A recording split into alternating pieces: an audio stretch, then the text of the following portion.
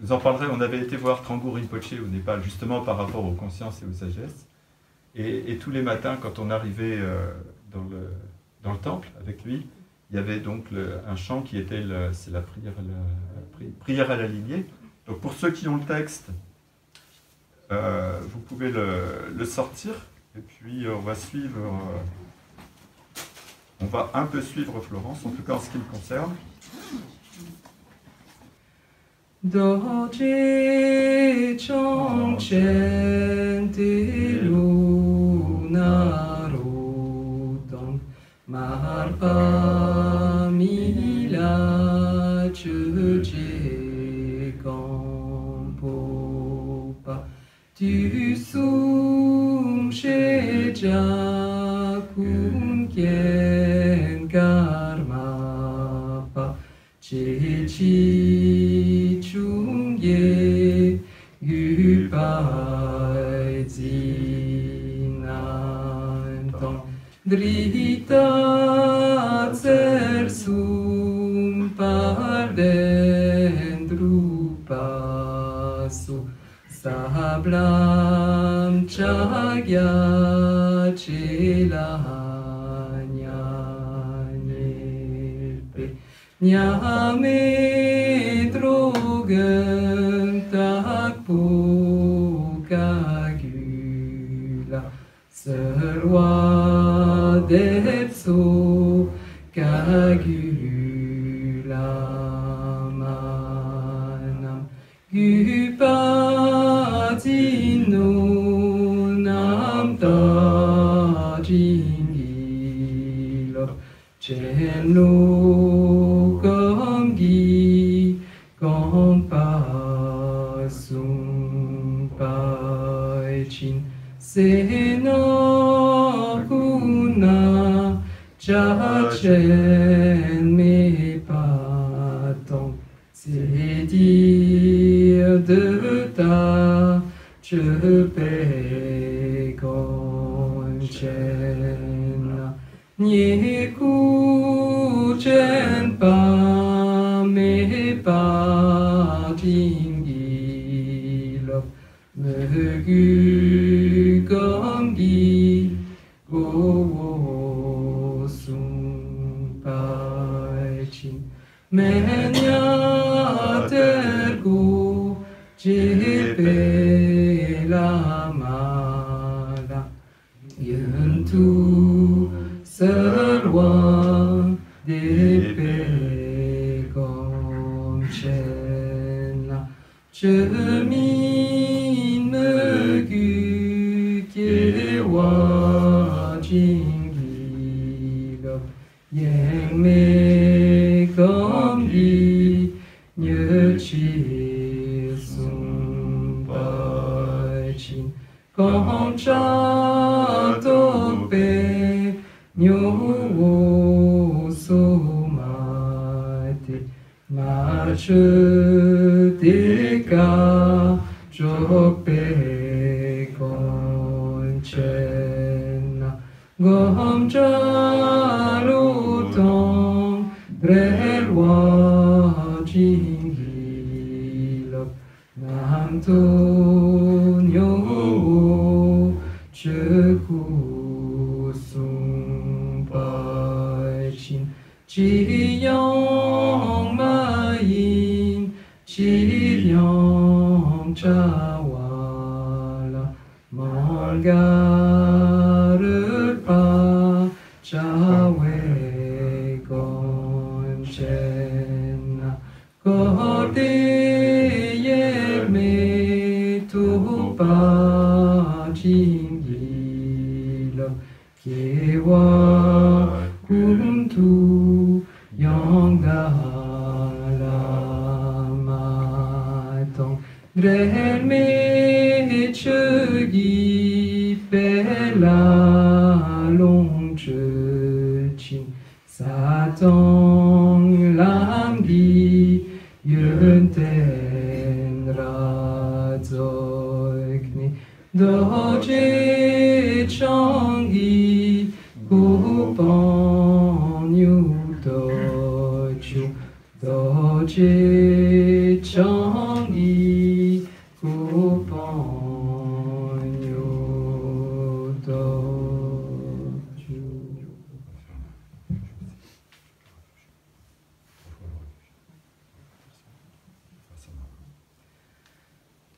Sangye che tang tsu ki chu nam nam Jong shu pa tu da ni kya su chi Da gi jin su ge pe se nam ki Do la pen chi san die dru pa chu San die che tang tsu gi chu nam nam Jong shu pa tu da ni kya su chi Da gi jin su ge pe se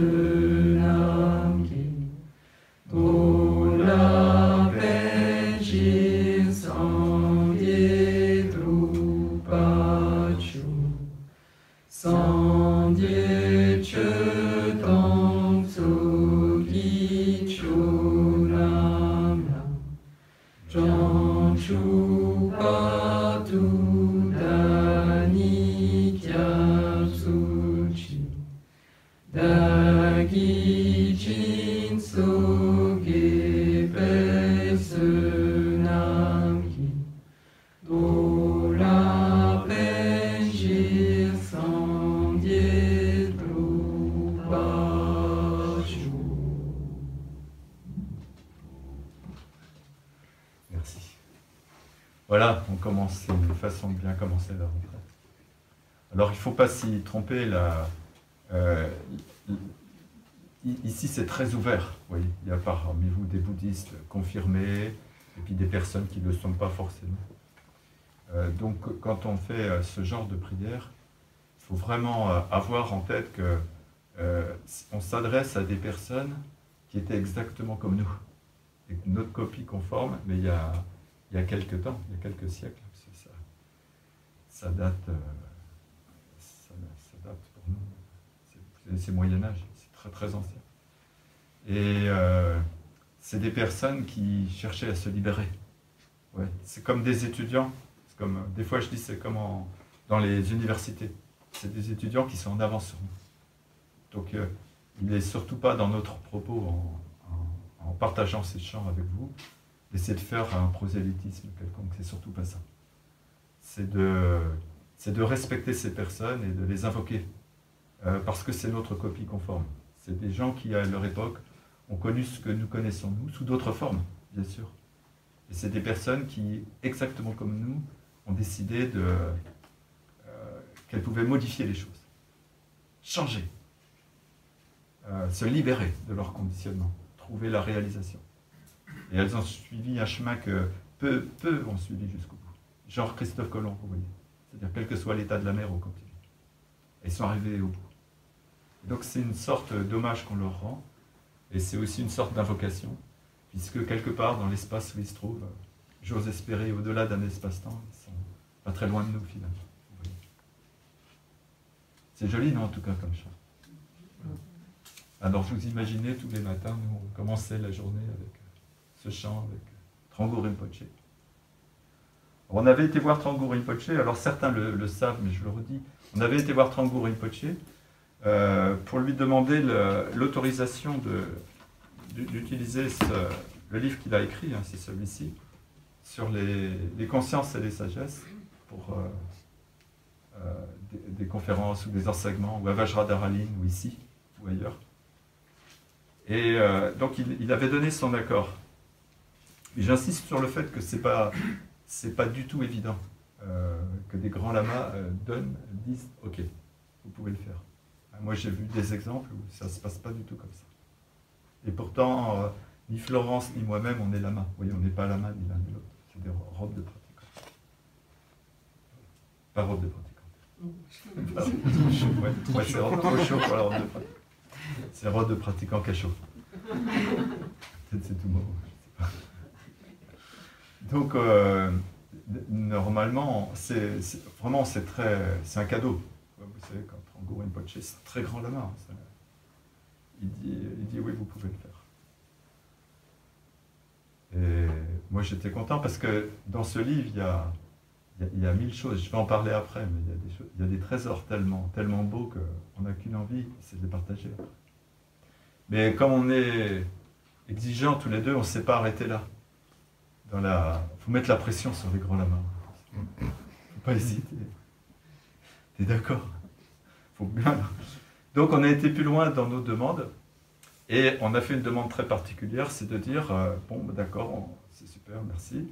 Mais alors maintenant, toutes les personnes qui vont entendre ces explications, est-ce que c'est possible que vous, Trungpa Rinpoche, vous donniez une bénédiction à l'avance pour toutes ces personnes?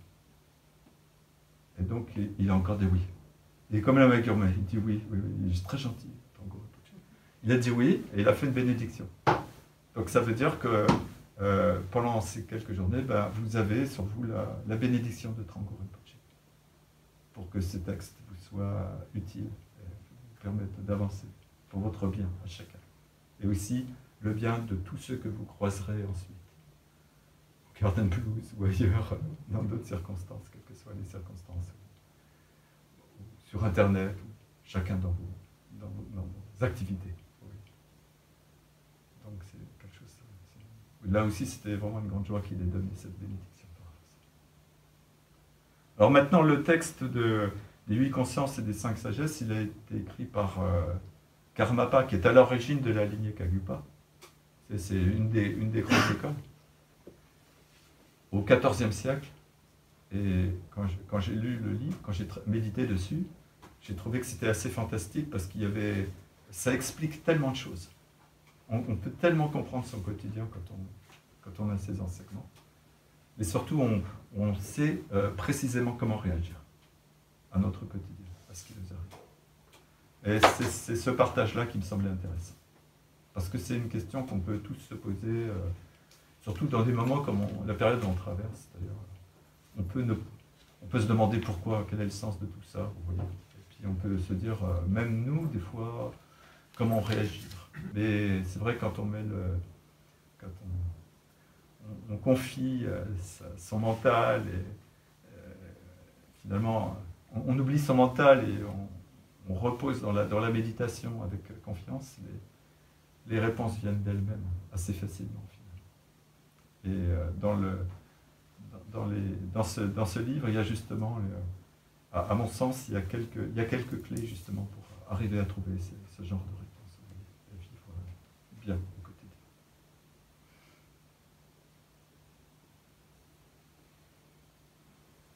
Ça va par rapport à cette introduction? Pas de questions? Je continue.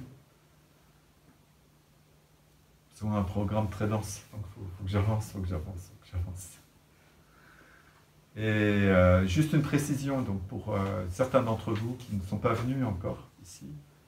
Donc les explications qu'on va donner, ce partage, je précise que, je le redis, moi je ne suis pas lama. C'est-à-dire que je ne revendique absolument pas, on pourrait dire, de dire des choses dans les règles de l'art. Vous savez, les lamas sont qualifiés pour faire des présentations dans les grandes écoles, etc. Moi, ce n'est pas le cas. Ce n'est pas le cas du tout. Ouais, je ne revendique rien de ce point de vue-là. La seule chose que je revendique, c'est d'avoir travaillé avec des personnes assez fantastiques, des maîtres, des lamas tibétains, et d'avoir essayé de mettre en application ce que j'avais pu entendre. Et donc, ce que je vais dire pendant ces 4 journées, c'est plutôt, entendez-le comme à la fois la retransmission d'enseignements authentiques avec une volonté très forte de notre part de ne pas les déformer, mais en même temps comme le fruit d'une expérience de méditation plus personnelle, qui est basée à la fois sur mes méditations, mais sur le travail que j'ai pu faire pendant plusieurs dizaines d'années sur le plan professionnel pour développer la méditation. Donc ça n'engage que ma responsabilité, pas d'autre responsabilité, tout ce que je vais pouvoir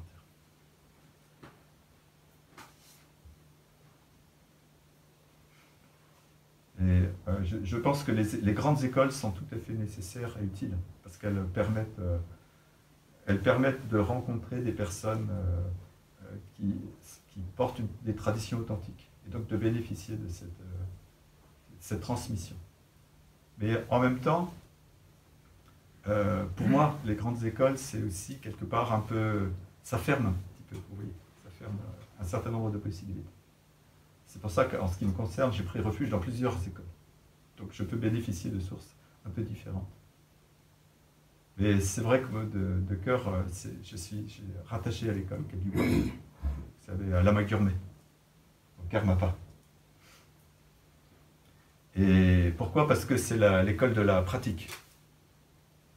Et il y a un paradoxe terrible, c'est que les premières personnes de cette école, Milarepa, Marpa, etc. Pardon. Ils étaient absolument dans aucune école. Ils n'étaient absolument pas lama et ils n'avaient pas l'intention de le devenir. Donc ils étaient même très en retrait par rapport aux écoles. Oui, c'est ça le paradoxe. C'est des personnes qui étaient en dehors de tout, plutôt des yogis solitaires, on va dire, qui avaient un maître authentique, mais qui s'inscrivaient nulle part. Et ils ont fait un travail tellement remarquable qu'à la suite, il y a eu une grande école pour continuer leur travail. Et vous voyez, c'est un peu bizarre, quoi. C'est pas d'école, une école. Et donc, à la fois, moi, je suis partagé entre le respect de tout ce que peut, comment dire, suggérer la vie dans une école, vous voyez, le respect d'un certain nombre de règles, et en même temps, profondément, à l'intérieur, une très très grande liberté. Le seul respect que j'ai, c'est vis-à-vis des maîtres, de leurs enseignements et du travail que je peux faire, et du travail que vous pouvez faire. Le reste, j'ai aucune limite.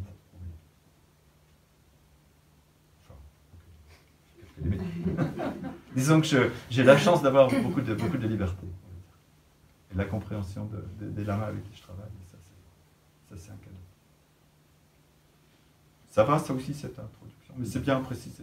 Ouais, ça précise les sources.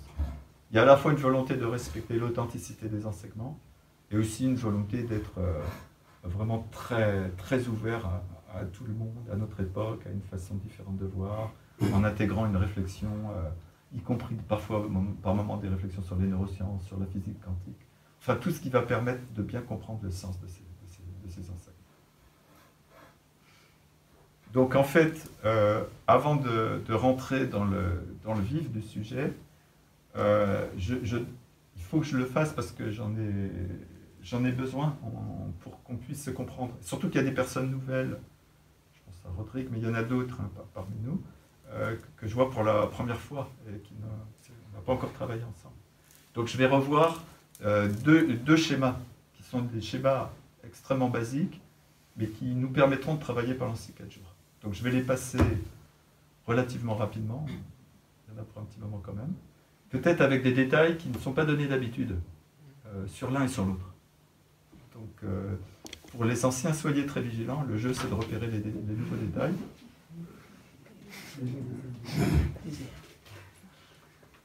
Et je vais faire quelque chose qui va beaucoup vous plaire, ou peut-être pas d'ailleurs. C'est que je vais en profiter pour illustrer mon propos par des exemples extrêmement concrets qui nous concernent. C'est-à-dire qu'il y a à la fois une explication théorique, mais des exemples très concrets. Normalement, quand on aura vu ces deux schémas, on peut aborder le texte sur les 8 consciences et 5 sagesses. Mais aussi, vous avez gagné, vous avez gagné 2 ou 3 stratégies que vous pouvez mettre en place dès la fin de la matinée. Vous êtes sortis. Des stratégies très concrètes. On est parti dans les schémas? Allez.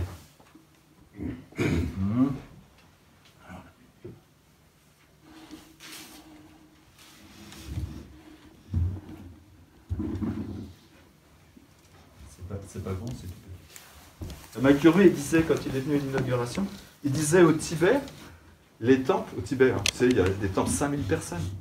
Il dit au Tibet, les temples, au début, tout à fait au début, ils n'étaient pas plus grands que celui-là. C'était comme ça, c'est bien. On démarre petit. Et du coup, je renverse tout quand je passe. Allez, premier schéma, je vais représenter très simplement mon système mental. Donc c'est ce fameux triangle que certains d'entre vous connaissent très très bien maintenant. Je ne suis pas comme ça, c'est juste schématique. C'est-à-dire, un schéma, par définition, c'est quelque chose de faux. C'est juste pour qu'on comprenne intellectuellement. Donc on dit qu'on n'utilise qu'une petite partie de ces ressources, c'est pas vrai, on utilise tout. Simplement, notre réflexion intellectuelle n'utilise qu'une petite partie. Sinon, s'il y avait des parties qui n'étaient pas utilisées, il y aurait un problème, vous voyez, ça va atrophier dans le cerveau. Tout fonctionne. Mais simplement, la réflexion intellectuelle n'utilise qu'une petite partie du système. C'est ce que les psychologues appellent le cognitif.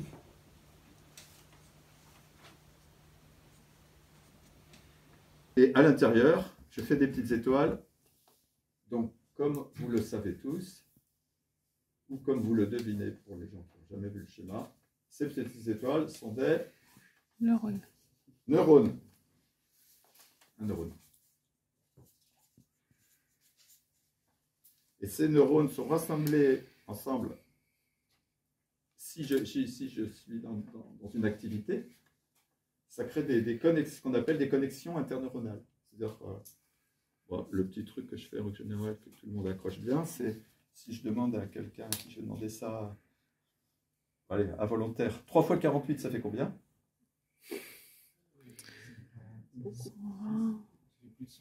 Ça fait plus de 100, on est d'accord? 156.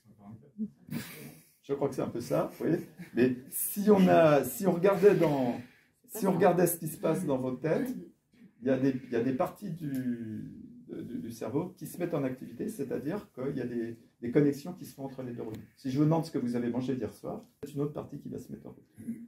Donc ce qu'on voit à l'IRM, c'est pas les neurones, parce que sinon l'écran serait saturé, c'est bien les connexions.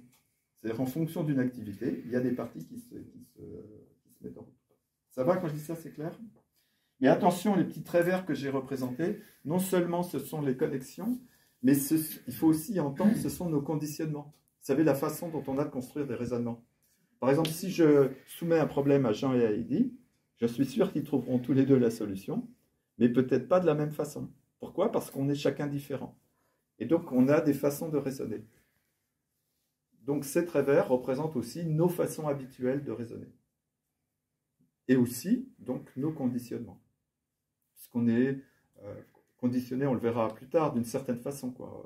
Vous savez, par la société, par nos parents, par tout un tas de choses.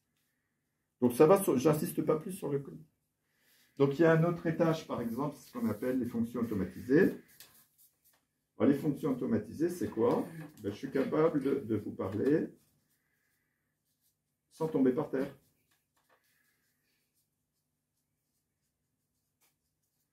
Les fonctions automatisées, c'est les battements de notre cœur, la température de notre corps. Vous voyez, ça, en principe, on n'y touche pas. Sauf certains yogis ou certains sportifs, les gens qui font de l'apnée, qui peuvent ralentir les battements. Ça va? Je ne rentre pas plus dans le détail. Et puis, il y a ce que je vais appeler, pour simplifier, ce que les neuroscientifiques appellent la pleine conscience.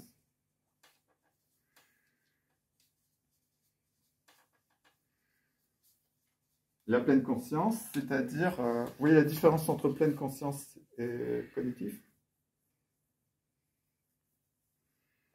C'est la construction intellectuelle. C'est-à-dire que là, lorsque quelqu'un est en méditation, en fait, là, dans la définition pure du terme méditation, hein, ou la définition de Bocca-Rinpoche, il n'y a pas d'activité intellectuelle. Il y a une présence ici et maintenant, mais il n'y a pas de raisonnement. Si la personne se dit « Ah, c'est super, c'est très agréable à ressentir », elle redescend tout de suite ici. Ça va, Rodrigue, c'est clair? Ça suffit comme définition? C'est bon. Ça, pour les autres, ça va? Mathilde, ça va? Mais toi, tu l'avais vu. Jean-Eddy, on l'avait vu. Tout le monde l'a vu? Ça va? Alors, juste une précision avant de quitter ce schéma, c'est que toute cette partie-là, c'est comme un paramétrage, comme le paramétrage d'un ordinateur, si vous voulez. C'est-à-dire que dès la naissance, nous sommes, mais ce n'est pas un choix intellectuel, c'est une réalité à laquelle on est confronté. On est conditionné par le raisonnement binaire, par la conceptualisation et le raisonnement binaire. C'est-à-dire qu'on va systématiquement opposer que je vais appeler moi et l'autre, pour simplifier. Mais en réalité, c'est plus complexe parce que ça peut être moi aujourd'hui et moi ce que je voudrais être plus tard. Vous voyez? C'est le raisonnement binaire. Et sur ce schéma, finalement, on retrouve ce que les Tibétains appellent les 4 voiles de l'esprit. C'est-à-dire que je vais les prendre l'un après l'autre successivement. Le premier voile, c'est la certitude de l'existence d'un moi, de la réalité d'un moi. Et de fait, je vais m'attacher à toute ma vie à préserver ce moi, à protéger ce moi, à essayer de trouver, à satisfaire ce moi pour que ce moi soit heureux et épanoui. Vous voyez? C'est normal. On recherche tous l'épanouissement. Non? Vous ne cherchez pas l'épanouissement? Si. Donc on va tous dans ce sens. Mais cette certitude de la réalité du moi, c'est le premier voile de l'esprit. On verra après pourquoi. Hein. Juste, j'énonce ça pour l'instant. Le deuxième voile, de fait, c'est la certitude de la réalité de l'autre, ou des autres, ou de la réalité de ce que je serai ou ce que je ne serai jamais dans ma vie.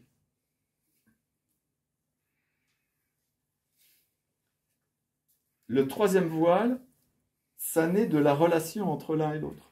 Parce que forcément, si je suis persuadé de mon existence et si je suis persuadé de l'existence de l'autre, ben, je vais avoir des relations avec l'autre. Il y a des jours où ça marchera bien, et puis il y a des jours où ces relations, ben, ça marchera peut-être un petit peu moins bien. Et je vais donc vivre ce qu'on appelle des émotions perturbatrices. Ça vous parle, les émotions perturbatrices? Non, plus depuis longtemps, vous avez tous abandonné les émotions. Vous connaissez plus ça. Et ça, c'est le troisième voile.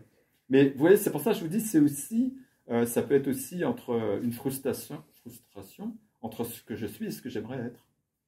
Ou par exemple, ce que je suis. Si par exemple, je fais quelque chose, je dis « Oh, j'aurais pas dû dire ça. Oh, j'aurais pas dû faire ça. » Enfin, vous voyez le genre de truc au quotidien, ça nous empoisonne un peu la vie. À partir du moment où on est dans le binaire, bah, forcément, il y a des relations entre un point A et un point B. Et puis, le dernier voile, c'est l'incapacité pour un être ordinaire à réaliser le troisième sommet du triangle.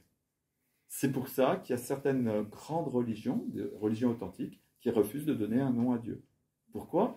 Parce que le principe est le suivant, c'est qu'on ne peut pas expliquer quelque chose de divin avec un raisonnement intellectuel. Et on est très largement dedans.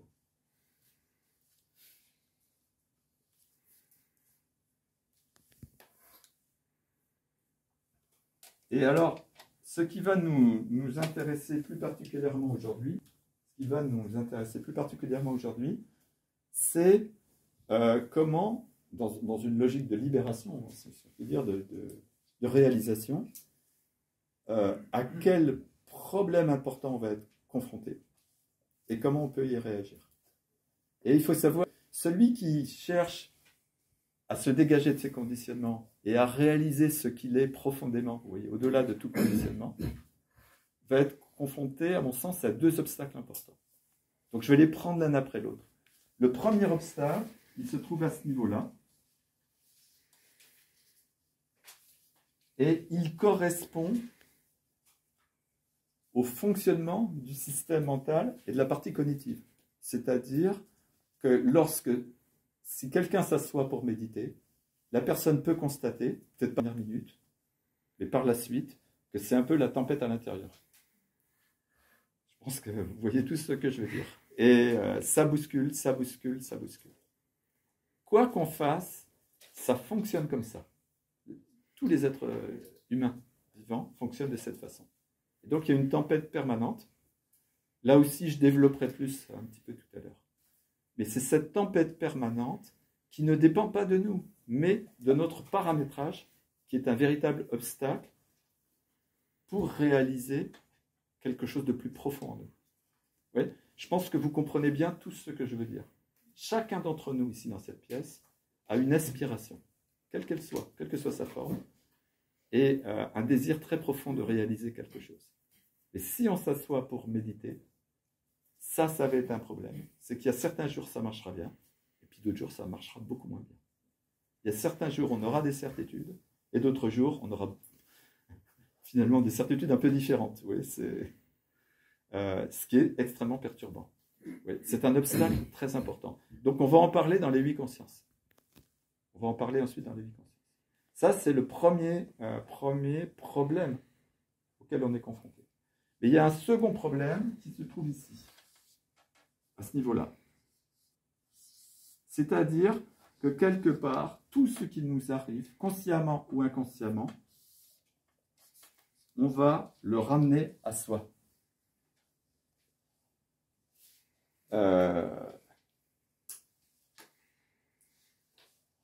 Il y a une importance de ce sommet-là. Enfin, c'est comme un aimant, si vous voulez. C'est-à-dire que tout ce qui nous arrive, systématiquement, on va l'interpréter, mais en fonction de ce que nous pensons être, consciemment ou inconsciemment, de nos souhaits, de notre volonté de réaliser quelque chose, etc. C'est une forme d'égocentrisme, en fait. On va toujours tout ramener à soi. Ça va, je heurte personne en disant ça? Vous me dites. Hein. Et le problème est le suivant, c'est que si on veut pouvoir faire ce chemin très facilement, vous voyez, sans aucune difficulté, ces deux problèmes vont nous empêcher au quotidien de le faire. Véritablement. En ce qui concerne cette problématique du soi et de l'ego, juste une petite réflexion.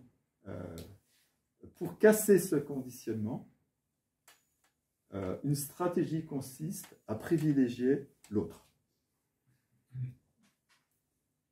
C'est comme, pour moi, vous voyez, c'est une formation un peu scientifique, c'est un peu comme des mathématiques ou de la physique.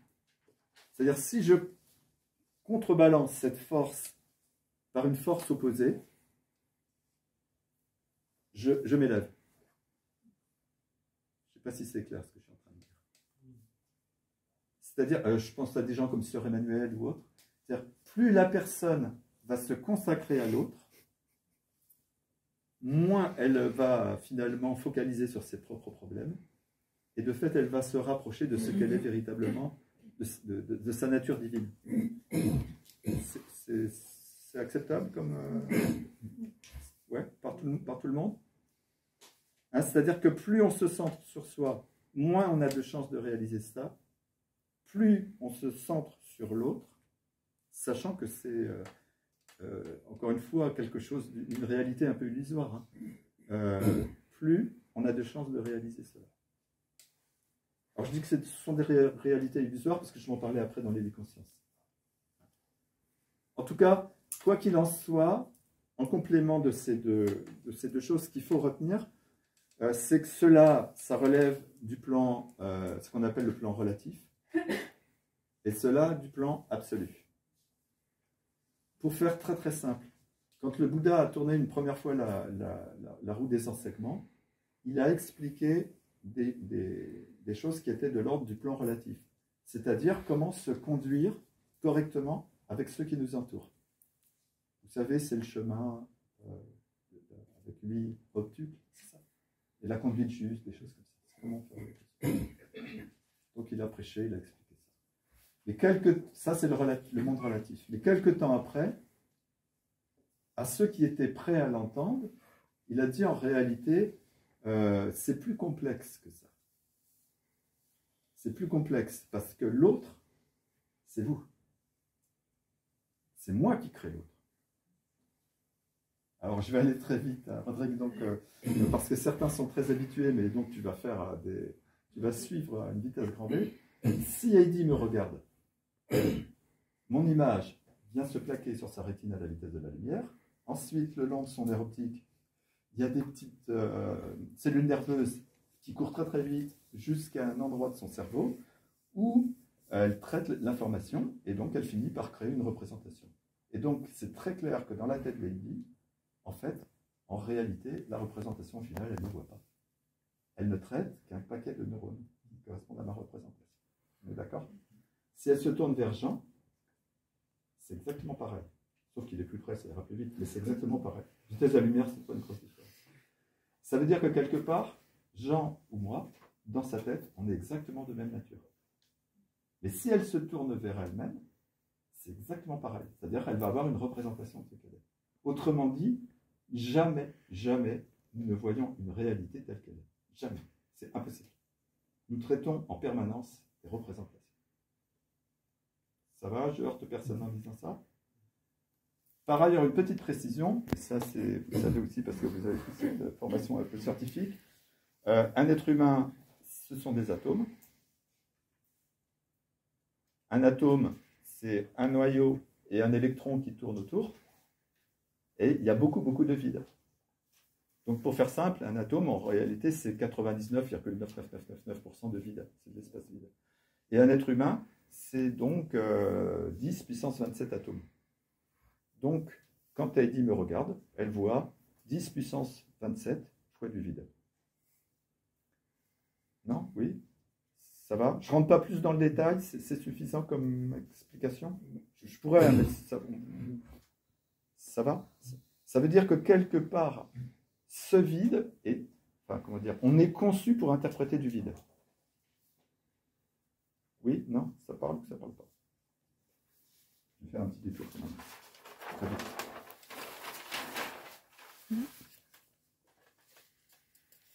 Si je vais trop vite, c'est pas bon. Hein.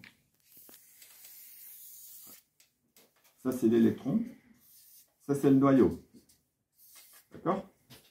Alors, ça, c'est l'atome d'hydrogène. Il est bien dessiné. C'est joli. Le noyau, il est là. Donc, il y a des petites particules qui sont reliées par une sorte de ciment. Alors, il y a des scientifiques qui se sont amusés à faire un calcul, c'est pour qu'on comprenne. Il dit, si ceci, on le ramène à la taille d'un hangar, pour qu'on ait une représentation. Le noyau aura la taille, certains le savent par cœur, d'une mouche. Voilà, c'est ça, c'est une mouche. C'est pour vous donner les proportions, d'accord? Et si le hangar pèse 20 tonnes, la mouche va peser 400 000 tonnes. Eh bien oui, parce que c'est du vide. Forcément, le rapport fait que c'est le noyau qui représente la masse de l'atome. Et si on veut décrire les choses plus précisément, en fait, ce qui crée la masse, je crois que c'est l'application c'est la formule E égale mc2, c'est la vitesse à laquelle apparaissent et disparaissent ces petites particules, qui sont vraiment d'une dimension, pour nous, inimaginable, c'est infiniment petit. Elles arrivent d'on ne sait où, aucun scientifique ne peut le dire, et elles disparaissent instantanément, on ne sait où. Et c'est cette vitesse qui crée la masse. Ça parle? Donc, d'après les scientifiques, normalement, si je appuie sur la table de Marie-Laure, je devrais pouvoir passer ma main au travers. Pourquoi? Parce que c'est essentiellement du vide rencontrant du vide. La seule chose qui fait que ce n'est pas possible, c'est la charge de l'électron. C'est une charge électrique.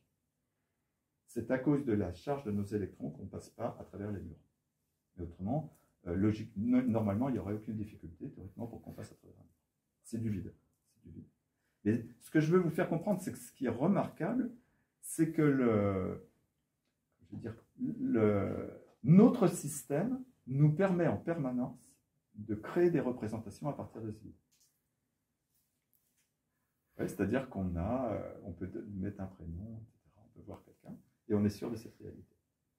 Donc, juste avant de quitter ce schéma, vous vous souviendrez, plan relatif, un point A existe, un point B existe, donc la relation entre A et B existe, donc on se situe dans la physique classique.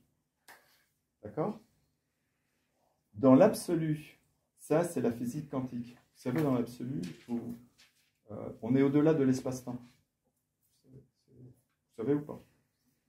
Si on prend une petite particule, la plus petite particule qu'on peut, si on la divise en deux, et si on met les deux bouts, ne me demandez pas comment ils font, hein, à chaque bout de l'univers, si on exerce un stimulus sur la moitié de la particule, l'autre la ressent automatiquement. Mais il n'y a pas de, il n'y a pas de durée pour que le message arrive. C'est instantané. Donc il n'y a plus d'espace-temps. C'est pour ça que pour la physique quantique, on est au-delà de l'espace-temps. Ouais, on est dans une autre dimension. Ça correspond à ceci. Donc là, ça serait plutôt la physique classique. Et là, ce serait plutôt la physique quantique, pour simplifier. C'est pour ça qu'on ne peut pas expliquer ce qui est au-delà de l'espace-temps par notre intelligence habituelle, je vais dire. Je simplifie beaucoup, beaucoup, mais c'est pour aller vite. Est-ce que ça heurte quelqu'un si je simplifie trop, si je vais trop vite? Non, ça va toujours? Rodrigue, ça va? C'est bon? Alors, petite parenthèse, ce qu'on appelle le karma, la loi des causes et des effets, fonctionne ici, mais ne peut pas fonctionner ici. Parce qu'il n'y a plus de point A et de point B. Ça va pour tout le monde? C'est clair ce que je dis? Jean-Jacques, ça va? C'est clair, mais toi, tu as l'habitude. Autre remarque, si par mes méditations, à un moment donné, j'arrive à être là, puisqu'il n'y a plus d'espace-temps, lorsque je suis là, je suis en même temps ici, là, là, là, partout. Ça vous parle ce que je dis? Vous comprenez intellectuellement? Hein? Si je suis au-delà de l'espace-temps, je suis partout dans l'espace-temps. C'est ce qui me faisait dire tout à l'heure quand on a fait la prière à la lignée. Si je pars de l'hypothèse que les personnes avant nous ont suivi le même chemin et ont atteint la réalisation, pour moi, il n'y a aucun problème à ce qu'elles soient assises là, à côté de Jean, à côté de nous. Oui, parce qu'on est au-delà de l'espace. Mais ce qui est bien, c'est que dans mon raisonnement, vous voyez, je m'appuie plus sur des réalités scientifiques que sur une foi religieuse.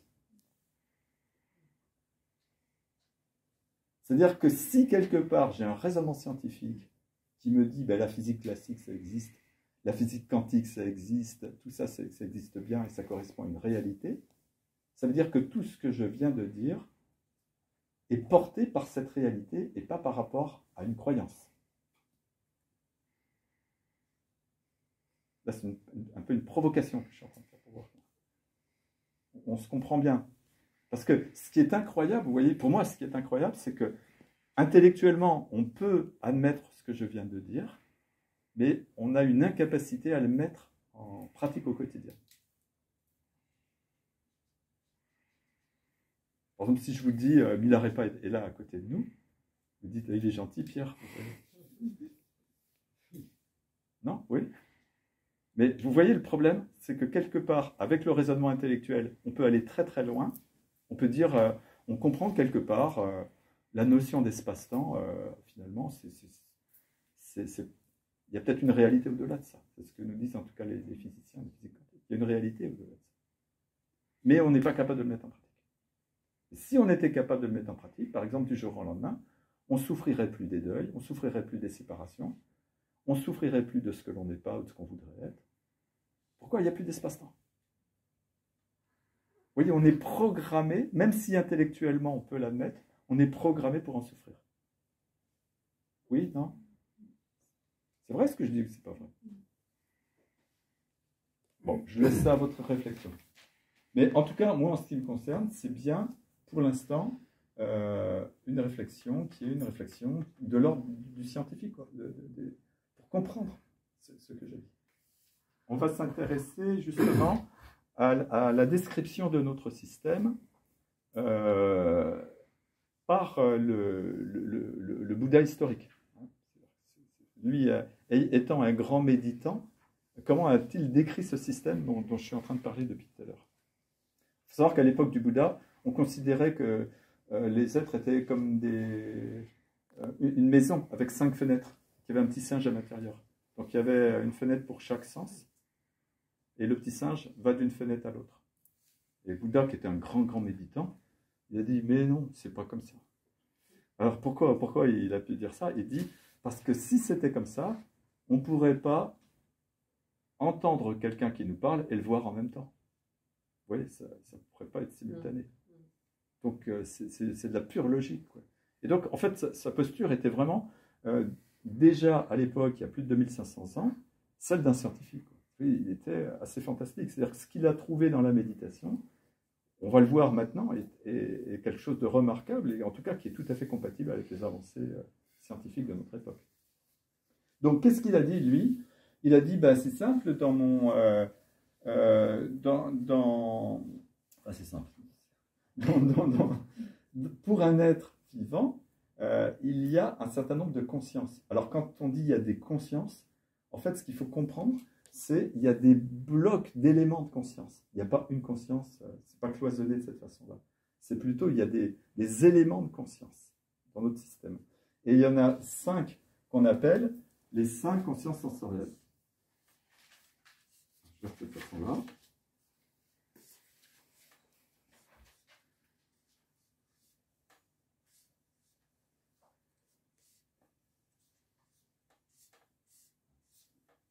Donc, 5 consciences.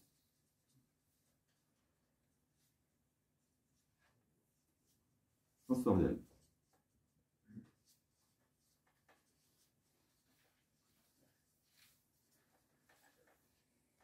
Ce sont des consciences qui sont non conceptuelles.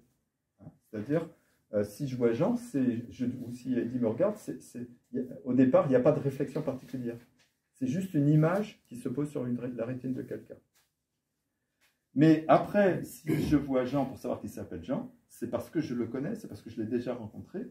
Là, je passe par une réflexion conceptuelle. Et cette réflexion conceptuelle, son siège, c'est ce qu'on appelle la conscience mentale. C'est la 6e conscience. C'est ce qui nous permet de nommer, en fait.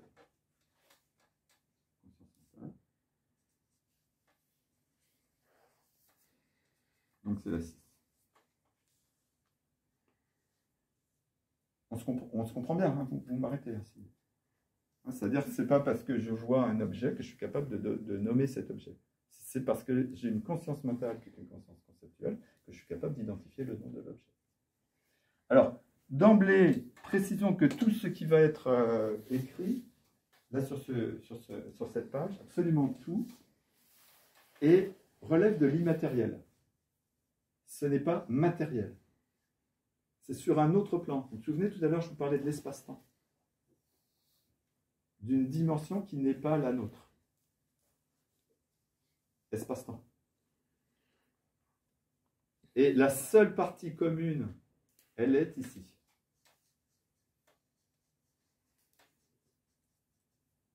C'est la seule chose qui est commune, on va dire, avec le monde relatif. Ceci correspond à la fois aux organes concernés. Si par exemple mon œil, si c'est la conscience visuelle, nerf optique, partie du cerveau concerné. Mais le siège de la conscience visuelle, de toutes les consciences, est ailleurs, dans un lieu que nous ne pouvons pas définir, puisqu'on ne peut pas décrire ce lieu avec notre raisonnement habituel. Donc, c'est la seule partie matérielle est là, tout le reste est immatériel. Matériel et commune. Commune, c'est-à-dire? Tu as dit commune, matériel, c'est à la croisée. Oui, c'est ça, commune aux deux. Hein, c'est-à-dire que c'est là, ça figure sur ce dessin, mais avec les traits verts, c'est aussi matériel et immatériel. Quoi. Ouais. Mais le fait le matériel, il y a toujours la dualité du coup esprit ou conscience matière. Ouais. Mais la matière elle-même, c'est un objet de l'esprit. C'est ça. C'est ça. L'esprit étant immatériel. Donc c'est une. Du coup, si l'esprit est immatériel et que la matière n'est conçue par l'esprit, ouais. La matière est elle est matérielle, mais c'est une représentation. Oui, c'est ça. Mais c'est une. Sur le plan relatif, elle a une existence. C'est ça. Et si tu veux, toute la difficulté est là. Tu vois, c'est vraiment de se placer entre les extrêmes.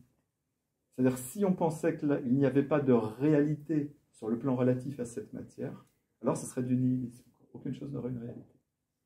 En fait, les deux plans existent. C'est-à-dire une réalité relative, avec une matière qui est construite par l'immatériel, et puis une réalité qui est immatérielle, pour le relatif, qu'on ne peut pas saisir. Et c'est bien une réalité, comment je veux dire, une existence simultanée des deux. En fait. Ça va? Oui, c'est le concept de matière qui me gêne un peu. Sur le plan relatif, si je m'appuie sur ce poteau, je le touche vraiment. Oui. Il existe sur le plan relatif.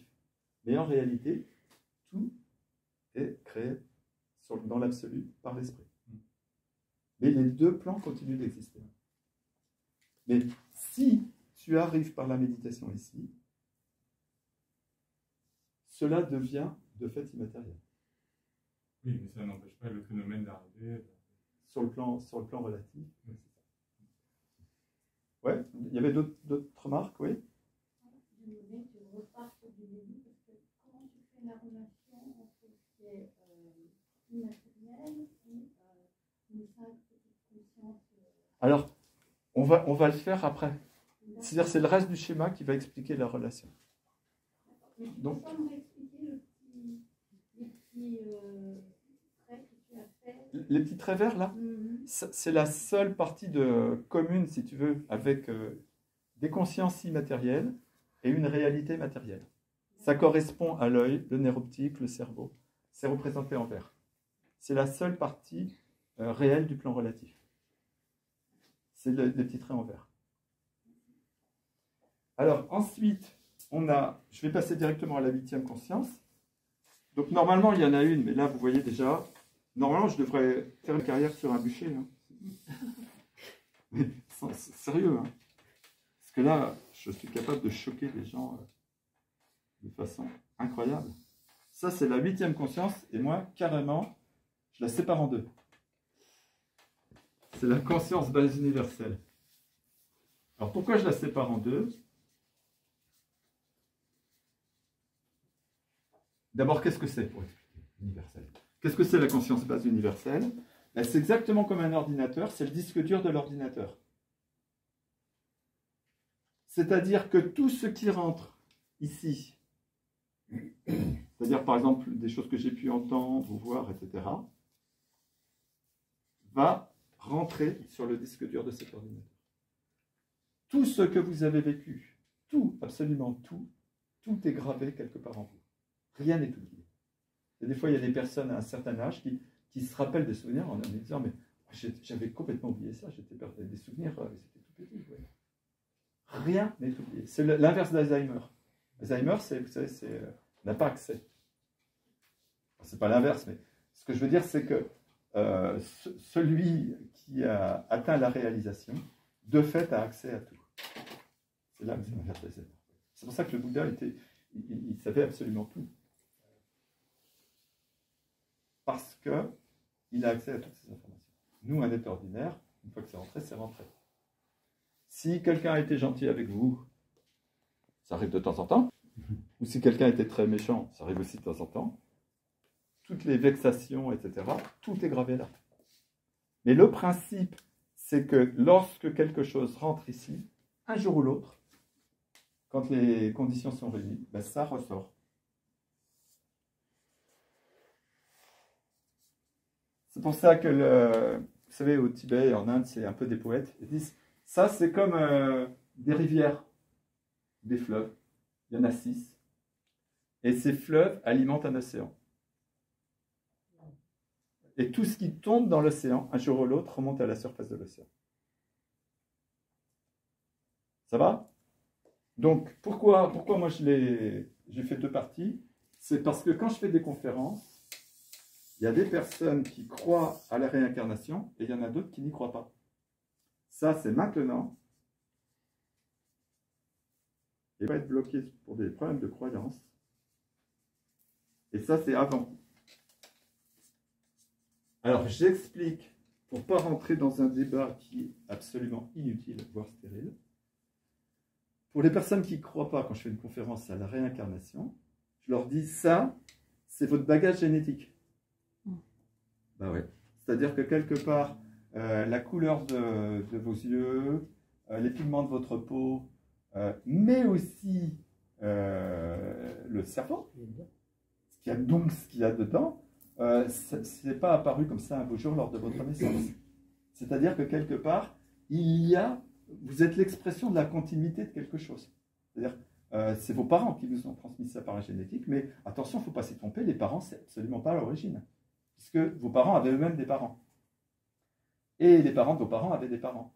Et en fait, ça remonte comme ça très très loin. Mais c'est très important, parce que ça veut dire, par exemple, prenons un exemple extrême, quelqu'un qui sera en bonne santé, gentil, etc., et qui va voir son médecin, et son médecin lui apprend qu'il a une maladie héréditaire, qu'il n'en a plus que pour 1 an à vivre. Et là, il dit, mais moi j'ai toujours été bon, j'ai toujours été gentil, je me suis fait du bon karma. Mais il sait qu'il va moins.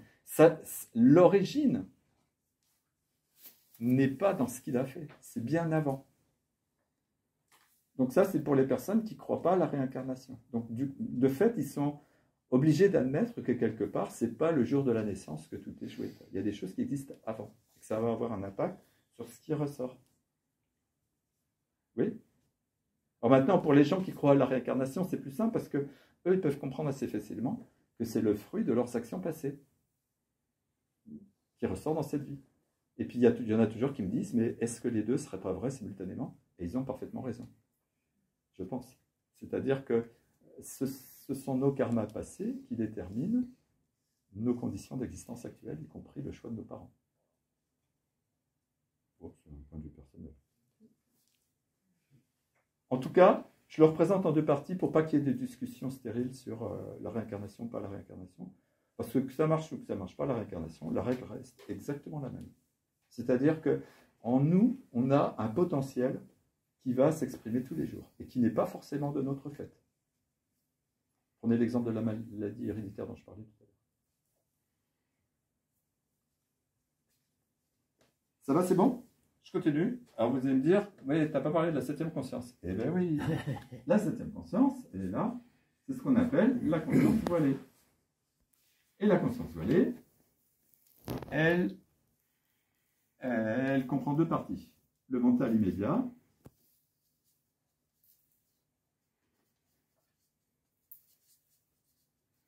et le mental souillé. C'est quoi ce truc-là? Eh bien, ce qu'il faut comprendre, c'est que cette conscience, c'est une conscience qui régit le fonctionnement du système.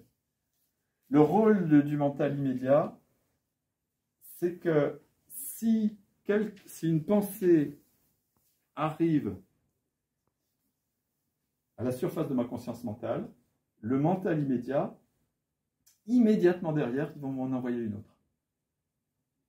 Oui? C'est-à-dire, si je pense à quelque chose, tout de suite après, j'aurai une autre pensée. Donc, comme quand on essaie de méditer. Une pensée va entraîner une autre, Une pensée ou un raisonnement? Une pensée qui constitue un raisonnement.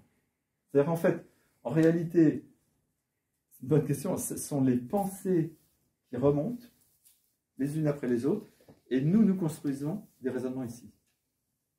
C'est-à-dire que si je représentais ce que peut voir un grand méditant, au lieu de voir quelque chose comme ça, il verrait quelque chose comme ça.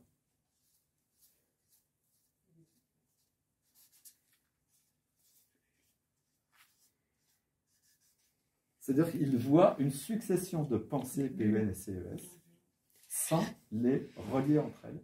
Et donc à l'IRM, on ne verrait pas d'activité d'élection interneuronale. En fait, la différence entre, par exemple, des associations d'idées, quelque chose, c'est penser à un truc qui potentiellement n'aurait rien à voir. Voilà. C'est une charge électrique. Ok. Mais ça, du coup, c'est dans le mental immédiat ou on n'est pas dans le raisonnement? Ça se fait dans la conscience mentale. Ça se construit dans la conscience mentale. Ce que je disais quand je vois Jean, c'est parce que je connais Jean que je sais qu'il s'appelle Jean. Mais ce qui sort n'a aucun lien. C'est toi qui crée le lien dans ta conscience mentale. À cause, on va le voir, du mental souillé. C'est-à-dire que ce qui sort pour un être ordinaire, je continue parce que ça permet de répondre à la question. Si tu veux, en réalité, il y a des charges, soit négatives, soit positives. Alors là, j'aurais pu mettre plusieurs plus ou plusieurs moins. Et en fait, en fonction de la charge, la pensée suivante va être sélectionnée, si tu veux. Moi, je veux dire, c'est la charge d'une pensée qui va entraîner il y a une histoire de correspondance. Ça parle? Tu vois, c'est presque comme électrique. C'est-à-dire que si tu penses, si par exemple, moi je pense à, je vais prendre un exemple bête, si je pense à un truc de bricolage, tout de suite je pense à Casto ou à Leroy Merlin, tu vois, je vais attirer des pensées et je ne penserai pas à Netflix. Tu vois, alors que si je pense à une série Netflix, bah, tout de suite je vais avoir des pensées qui sont propres à la série Netflix. Et des fois ça n'a aucun rapport, mais ça en a un dans mon histoire. Dans l'histoire qui est là. Oui, c'est ça. C'est dans ma... Voilà, il y a un lien pour la personne, mais le problème, c'est que ce lien, soit il est évident, et encore, si la personne est au clair dans cette vie, et soit il peut remonter avant. Et elle peut ne pas comprendre le lien. C'est ça le problème.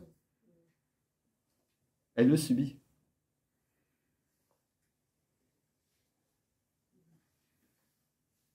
C'est Anne, c'est ça. Ça va, c'est clair ce que je dis? Oui. Ça répond bien à ta... Oui, et puis je pense que la suite va être... Voilà. Mais ça veut dire que tout ce qui émerge ici est lié à ce qu'on a emmagasiné dans cette vie, mais pas que. Et les liens se font à notre insu, parce que ça va très vite.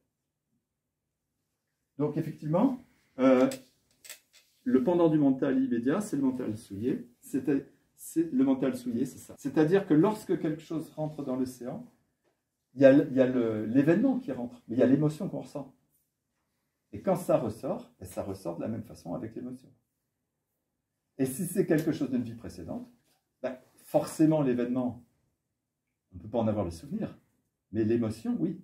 Mais par le fait des associations, on va coller une émotion sur un événement de cette vie qui est en rapport karmique avec un événement d'une vie précédente.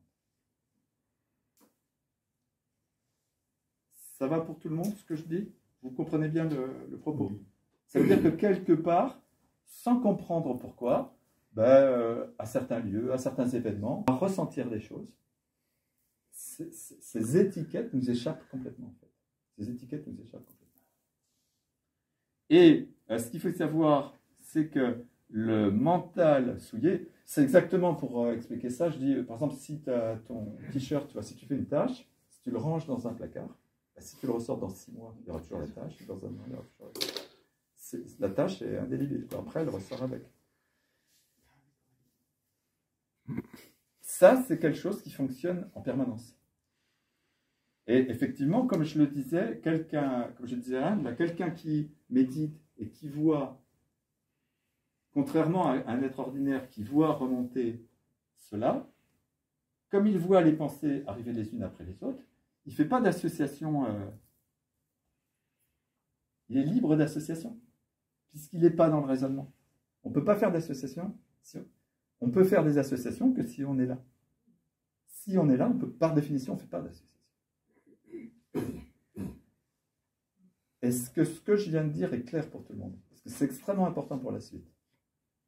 L'association ne peut se faire qu'ici. Là, il n'y a pas d'association.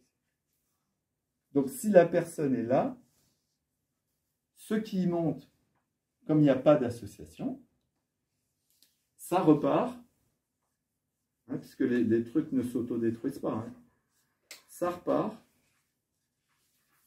sans association. Ça veut dire quelque part, celui qui est capable d'appréhender ce qui remonte de cette façon-là ne renvoie rien en termes de charge. Ouais, c'est un petit peu comme si on vidait ici tous les problèmes qui peuvent nous arriver. Pas en termes d'événements, mais en termes de charge. C'est neutre. Un être ordinaire, il m'arrive un truc. Ah merde. Vous voyez comme je suis malheureux? Oh. Là, la réaction que j'ai recharge. Ici. Je recharge. Mais grave, hein. Des fois, il y en a qui passent des nuits blanches sur un problème. Je ne vous dis pas jusqu'à quel point ça recharge. Hein.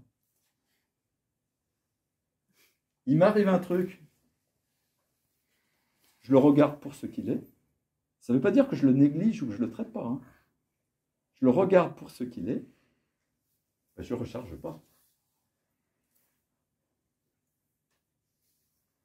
Et vous savez comment ça marche? Il y a, pour recharger ou pas recharger, il y a 3 registres qui nous permettent de recharger ou pas recharger.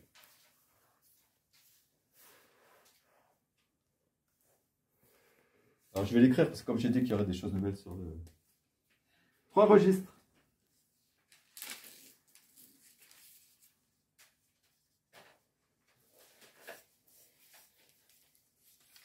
C'est l'action en fait. C'est l'action. L'action est caractérisée par 3 façons de s'exercer. Soit je peux agir registre par ma pensée, c'est-à-dire il m'arrive un gros problème. Là, vous voyez rien. Tout se joue dans ma tête là. Si un peu, ouais, j'ai trahi. Là, vous voyez rien. Personne ne voit? Non. Merde. Ça se joue là. Premier registre, je suis en train de chercher ici. Registre numéro 2, il m'arrive un gros problème, ou quelqu'un m'embête. Ah putain, mais c'est pas vrai ce mec, c'est pas vrai. Là, il y a le corps, mais il y a surtout la parole. Vous voyez? C'est ce qu'on va exprimer à quelqu'un, ou à soi-même, si on est tout seul. Non, ça ne parle pas ce que je dis. C'est-à-dire que la parole est un des registres de l'action. Si on parle, on charge. Moi, ça m'arrive au volant des fois. Hein. Ou alors quand je regarde les actualités des hommes politiques, je ne dis pas le mauvais karma qui me fait. Je charge. Mais attention, tout ce qui rentre ressortira. Ça va? Et dernier registre, c'est le corps.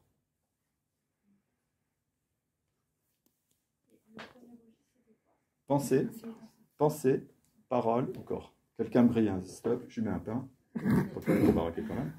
Mais je ne fais pas des choses comme ça. Mais vous voyez, ou j'embrasse quelqu'un, ou je mets une claque, etc. Ou par exemple, je sais pas, je nettoie l'hôtel, des machins comme ça, ou j'entretiens le jardin, ou je vais aider le voisin qui bricole chez lui parce qu'il a un problème. C'est bien avec mon corps. Un petit peu l'esprit aussi, mais un petit peu avec le corps, vous voyez. Mais rien n'est neutre.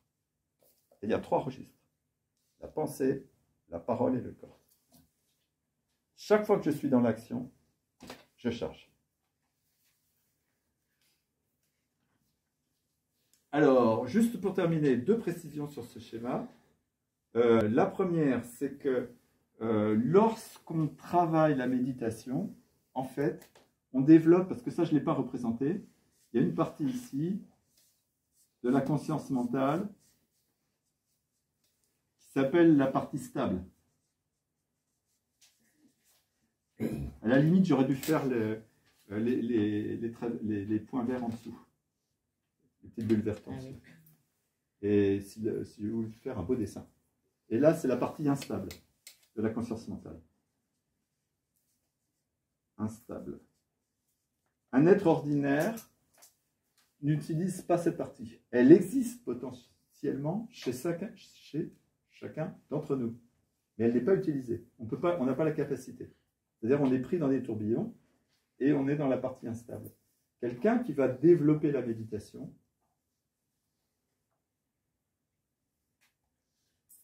développe cette partie stable. Mais on a bien les deux, partie instable et partie stable de la conscience mentale. Ça, c'était la remarque numéro 1. Clair ou pas clair? Ouais. Et ben, dans ta conscience mentale, dans ta réflexion, tu as deux zones, si je puis dire, ou 2 parties. Tu as une partie qui est instable, c'est-à-dire au quotidien, tu te poses des questions, tu as de la réflexion, etc.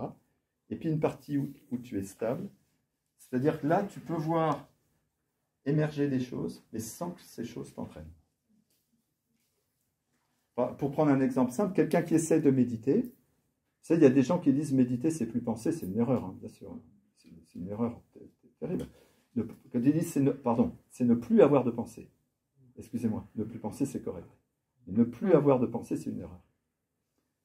Pourquoi? Parce que quand on est en vie, forcément, il y a des pensées qui remontent. Donc, quand on médite, au sens où on n'a plus de conceptualisation, soit il n'y a pas de pensée qui remonte, soit il y a des pensées qui remontent. Mais si elles remontent, aucune ne peut créer de raisonnement. On voit juste passer les pensées. Comme on verrait passer un animal. Elle passe. Une voiture, n'importe quoi. Elle n'entraîne pas de conceptualisation. Quand on est dans cet état-là, on est dans la partie stable. C'est la définition de Bokar Rinpoche de la méditation. C'est-à-dire, il n'y a pas de raisonnement particulier. Il n'y a pas de raisonnement tout court, hein, il n'y a pas de raisonnement, mais il n'y a aucun effort pour qu'il n'y ait pas de raisonnement. C'est-à-dire, on reste ici et maintenant en permanence sans effort. Il n'y a pas d'artifice de l'esprit pour créer cet état.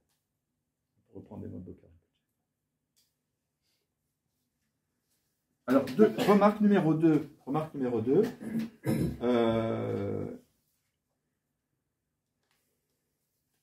On pourrait penser, si on a tendance à croire à la réincarnation, que ceci, c'est plutôt ce qui se passe dans cette vie, et que ceci, ça remonte à des temps anciens, ou des vies qui nous échappent complètement. Mais, quoi qu'il en soit, c'est bien nous qui avons traversé ces vies qui nous échappent. Des vies passées qui nous échappent complètement, sous une forme différente. Non? Oui? Oui. Ça, c'est une grande question, mais le Bouddha a dit la réalité du soi individuel. Non? Oui. Oui, vas-y. Et du coup, justement, quand vous dites c'est nous qui avons vécu ces vies, oui. Qu'est-ce qui. Oui, c'est là où j'arrive. C'est justement c'est là où j'arrive. C'est précisément cette réalité-là. C'est tout à fait là où je veux en venir. Tu anticipes très bien. C'est-à-dire que quand je dis c'est moi, donc je fais allusion à un moi qui n'est pas moi. Un moi qui perdure. Il y a moi, et puis il y a moi au-delà de moi.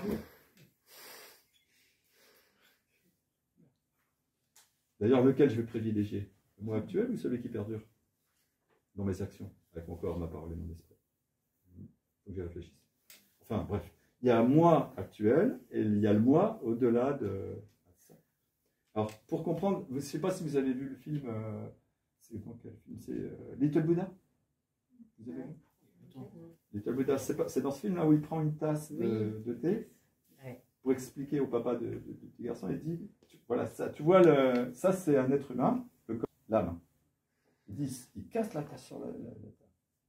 Bouddhiste violent, il casse la tasse. Il dit, tu vois, la tasse, elle est cassée. Mais le thé, regarde bien par terre. Il continue d'exister. C'est pour expliquer la réincarnation. Donc, imaginez, on ne va pas prendre la tasse de thé, on va prendre une casserole. C'est moins poétique. Imaginez une casserole à la surface d'un océan.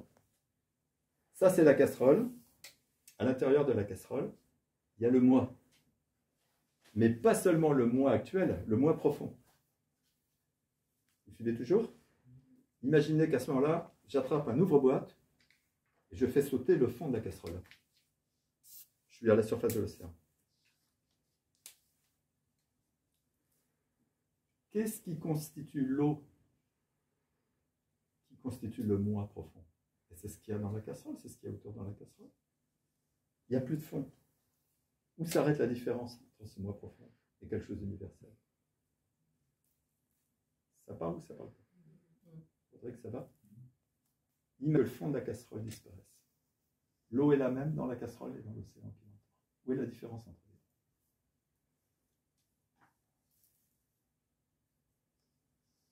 C'est bon pour tout le monde?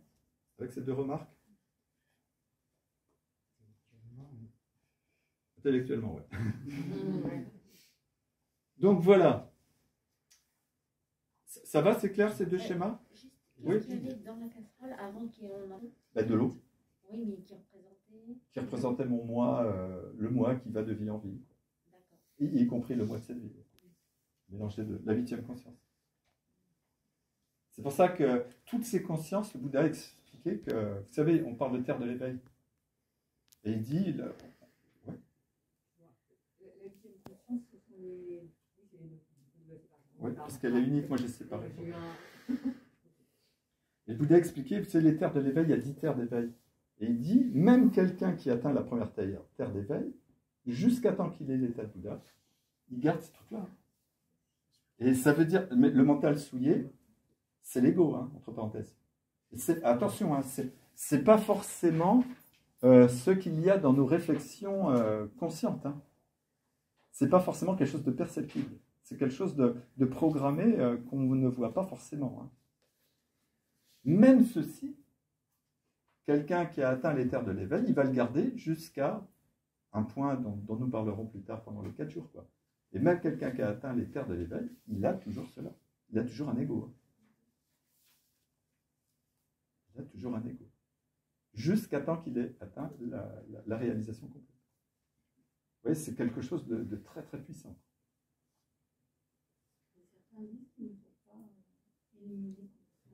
Oui, bien sûr. Parce que c'est grâce à notre condition d'être humain qu'on peut se réaliser. Donc, c'est pour ça qu'au Tibet, on appelle ça les moyens habiles. Il faut chevaucher les moyens à notre disposition pour aller là où on souhaite aller. Et donc, l'ego. Bien sûr, bien sûr. Parce que sinon, c'est une lutte dans laquelle on sera perdant. C'est-à-dire, on va lutter contre nous-mêmes, contre la réalité de notre condition. Et on va travailler de façon habile. C'est-à-dire qu'on va l'utiliser pour s'en libérer. L'ego, c'est une condition humaine. L'ego est lié à la condition humaine. Chaque fois c'est comme la fabrique d'un ordinateur. L'ordinateur est fabriqué avec des paramétrages, des trucs à l'intérieur. Il est fabriqué comme ça. Un être humain est fabriqué comme ça. Mais c'est les 6 classes d'êtres du samsara. C'est la classe d'êtres des êtres humains. Il y a les êtres humains, les esprits avides, les animaux, les demi-dieux, les dieux et les êtres humains. Et les enfers, bien sûr. Et c'est la condition des êtres humains qui permet de s'extraire du samsara. Donc, ce que tu dis, c'est grâce à cette condition, y compris avec le fait qu'on ait un ego, qu'on peut se libérer de cet ego. Quand on est dans les enfers, on ne peut pas. Oui, c'est trop dur. Si c'est en permanence, c'est quelqu'un qui souffre en permanence, il ne peut pas. Un animal, il ne va pas comprendre tout ce qu'on va dire. Il n'a pas le même système conceptuel que nous. Les esprits avides, ils sont trop préoccupés par leur avidité. Les demi-dieux et les dieux, ils sont tellement contents. C'est quand tout va bien. Il ne faut pas se préoccuper des questions spirituelles. Quand tout est trop bien. Donc les humains, ils ont la chance d'avoir un peu les deux, quoi. Un peu de bonheur, un peu de malheur. Et c'est ce qui, je dis ça avec ironie, mais c'est ce qui leur permet, quand ils ne sont pas trop en train de boire la tasse, de dire qu'est-ce que je peux faire, qu'est-ce que je veux faire. Elle est cassée. Elle est cassée, la tasse. Voilà.